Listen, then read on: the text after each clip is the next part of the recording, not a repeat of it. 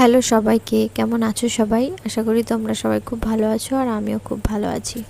আজ ছিল সংক্রান্তি আর এই সংক্রান্তির দিন আমাদের বাড়িতে মনসা পুজো হয়।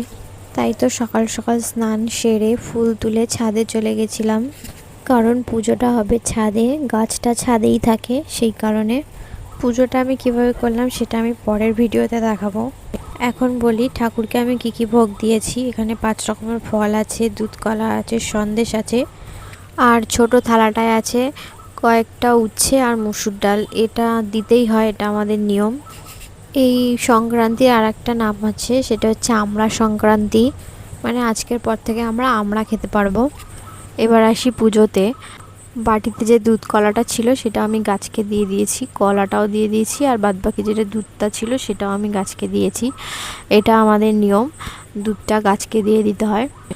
তোমাদের কাদের কাদের এই নিয়মটা আছে আমাকে অবশ্যই জানাবে, আর আমার ভিডিওটা ভালো লাগলে একটা লাইক করবে, শেয়ার করবে আর কমেন্ট করবে। টাটা।